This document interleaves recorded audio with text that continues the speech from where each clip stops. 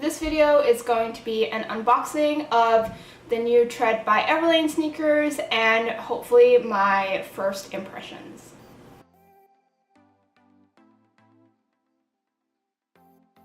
Headed down to pick up my new Tread sneakers and I'm so excited. I have my phone because I need to code it to unlock the door, so let's go.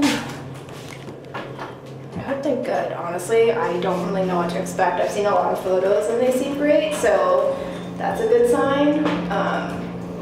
It's Wednesday night, so I'm filming that very late.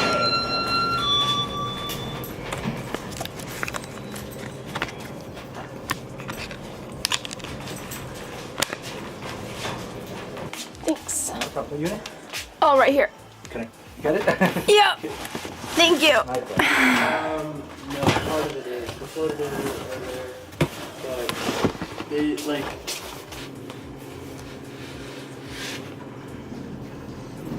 Okay, it's Wednesday night. Middle of the work week. I'm a little bit tired. Not a little bit, I'm always tired. But I'm gonna do this because I want to get this up as soon as possible. So if you're thinking about getting them, I can kind of help you out. Hey guys, this is Sophia and I'm back here with another video. I'm actually filming this, like I just said, on a Wednesday, so bear with me.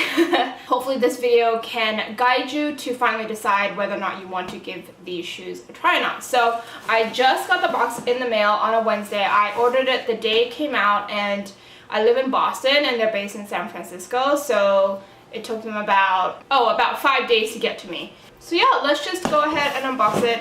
They have this cute new Tread Everlane sticker on the box that they always do for any of their new product launches. So I'm just gonna open it up. And okay, let's see, moment of truth. I'm gonna try this on camera just so like we can be surprised together. Okay, ready? I'm actually a little bit nervous. I don't know why. Okay. Oh, okay, there's a box in a box. I totally expected it to be just the sneakers inside, which I don't know why I thought that. It makes zero sense. So it always comes with an Everlane envelope, which is basically the receipt. And then the box, I hope you can see it. It's a really nice navy blue and it says a project by Everlane. I'm gonna pray that focuses. I am not high tech here. I use a mirror to see whether or not I'm in focus, so bear with me. Okay, now I'm gonna do it on camera. It's Wednesday, I don't know. Okay, let's open it up. By the way, I will say I have kind of seen a preview of what it looks like inside on Instagram because I think some people got the sneakers a little bit early if they're on the PR list. So I kind of know what it looks like, but I'm seeing it in person for the first time. Oh, okay, tissue paper. Oh, okay, opens this way. I can already smell leather.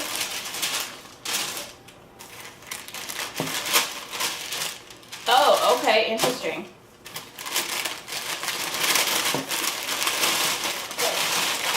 They have the tissue paper done. Okay, I'm just gonna pull out the shoes. So actually, before I even look at those, or really look at them, so I'm gonna insert a photo of, or if I can find it, the photo of what I thought it would look like. In the shots I had seen, they were kind of surrounded by this cotton thing in the shoebox, so I'm actually surprised it's not done in this box. So maybe it's only the few select people got a more nicer version or nicer packaging. Not that there's anything wrong with this, like I'd rather they be more frugal with packaging than kind of make it look pretty for everyday customers, but that's just a heads up if you've also been like me where you've seen some previews of this shoe on Instagram stories or even just Instagram. Okay, let's look at the shoe. Here it is. So they have several colors, which I will leave right here. Honestly, I was really debating getting the black one. The only reason why I didn't get it is because the sole itself was white and I just honestly I don't like that look. If they came out with an all black version, I would have gotten it for sure because I already have a pair of all white sneakers. So I didn't really want a pair of all white sneakers, but I wanted something classic and timeless that I would always be able to use. So that's why I ended up going for the white pair. They actually don't call it white. I think they call it off-white, so it's not white. I know it's gonna look like that on camera because my ring light is just blaring at me. So hopefully this will give you more of a contrast. I have the white Stan Smiths, I believe they're called, and this is the Everlane sneaker in kind of comparison. But basically the reason why I'm contrasting is because they call it off-white. So like I said, I don't know if you can see it on camera. If you can't, I will insert a photo of it, just a photo, so you can see it a little bit better. Basically it just looks like it's more worn in, which is nice, and it won't hypothetically get any dirtier, but I don't know that. So let's just look at the quality. For those who don't know, the reason, I feel like if you're watching this video, you've probably kind of seen the marketing for this, so I probably don't have to go too much in depth on it. I know that this shoe is supposed to be meant to last, and that is their kind of tagline for this shoe. So unlike other Everlane shoes where I usually wear them a couple times before I do a review, I'm actually going to hold off on doing a review, like a full in-depth review on these shoes for about 3 to 6 months because their tagline is meant to last. So I really just want to see whether or not they even stand up to that quality. I wear my Adidas Stan Smiths almost once a week, if not more, depending on my mood and how I'm feeling and where I'm going and what I'm doing.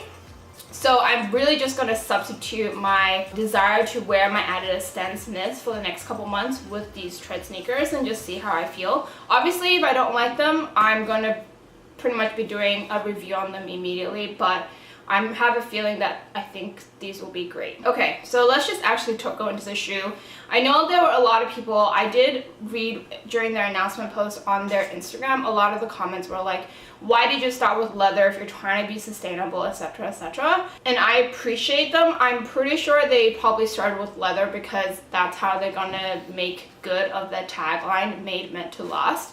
But I will say on their website, they kind of go into more detail on exactly how the materials of the shoes are sourced and actually the leather that they used and what about the leather is so great and sustainable for the earth. So I'm not really going to go into too much into that, mostly because I'm not an expert. I don't really know anything about the leather industry. Let's just focus on the actual shoe itself. These shoes retail for $98, which isn't cheap. But I will say that the Adidas Stan Smiths are usually between $80 to $120, depending on this, like the details of the shoe.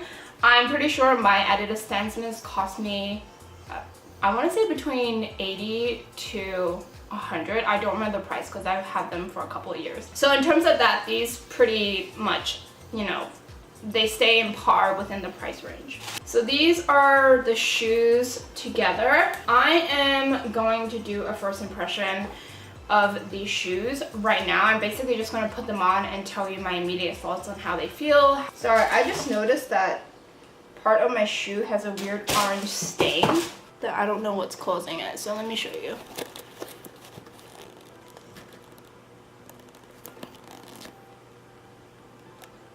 So I'm just gonna take this out. I will say my initial first impression of not even having put these on is it's very stiff. Like I'm applying a fair amount of pressure, and that's barely budging.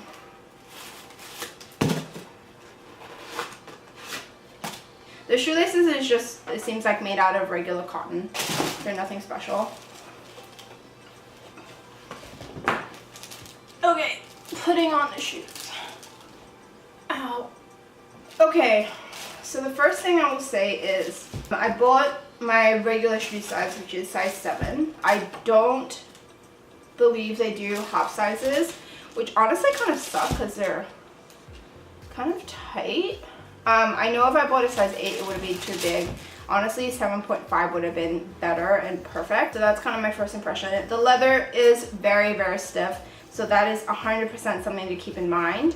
If you're intending on wearing them new for the first time and walking a lot, maybe reconsider that and plan accordingly.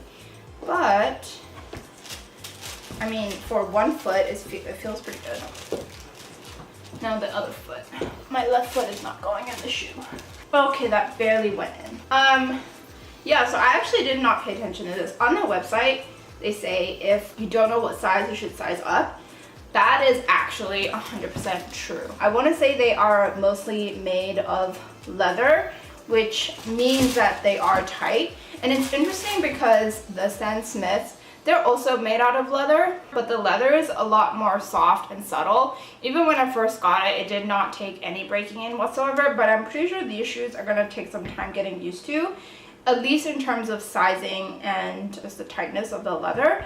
But I will say, just like standing up in them and actually like taking a couple steps, they're very comfortable. I have no gripe about them in terms of like comfort, but like I said, I haven't worn this for an extended period of time yet, so I can't say for sure. Yeah, I have nothing else left to say, so I'm just gonna roll the next clip. Okay, so I'm back. I've been able to wear the shoes for an entire day, plus a little bit more, so I can give you my initial first impressions of the shoes slash breaking it in slash material slash sizing, etc. So let's just get right into it. So first off, let's just really quickly talk about breaking them in.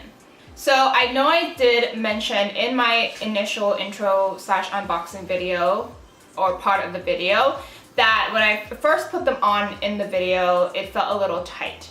And that is still the exact sentiment I have about these shoes after having worn them for a day. So when I wear sneakers like this, I don't usually like to wear thick socks. And by thick socks, I mean like these kind of socks.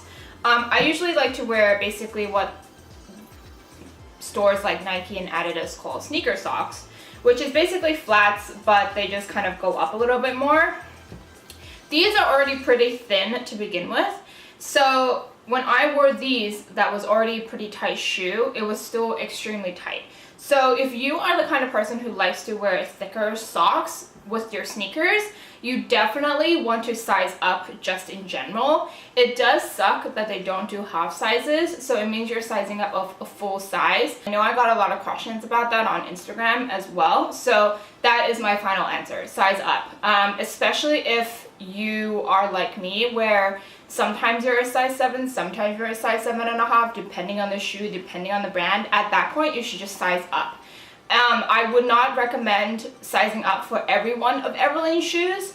So I think this is the first pair where I've actually recommended you slash whoever's watching this to size up. But definitely keep in mind that when you put them on, at least I think for the first couple of days, the leather is extremely stiff. So compared to their other kind of leather shoes, they're not as soft, and I really just think it's because of the material they're using, which is completely understandable since the idea of the shoe is that it's meant to last. Now in terms of breaking them in, like I did say, the leather is extremely stiff, and it was really interesting. So you know when you break into a new pair of sneakers, this heel part is the one that usually kind of ends up hurting you the most and can cause blisters, can cause you to bleed on your ankle. You know what I'm talking about.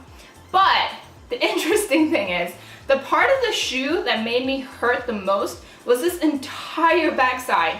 So for the first day I wore it, like my entire heel was just in pain. Like this part just was fine. This part did no rubbing, I got no blisters, I got no blood, thank God. But the entire back is what hurt the most. So that was really interesting. And I really just do feel like, I know I showed this in the video, but it is not very flexible. The only part that's flexible is the part that's usually cutting my feet. So literally if you look, like this is the only part, like anything past this seam is extremely stiff. Like you really just, ow, that actually hurt. I will say this, so I wore an entire day on Thursday and I had unboxed the shoe on Wednesday.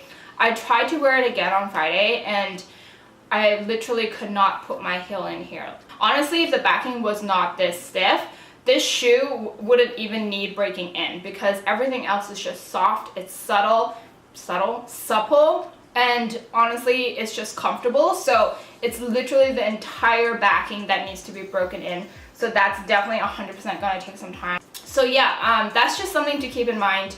Now in terms of wearing these, they are really comfortable. I honestly have no gripe about them once they're on your feet.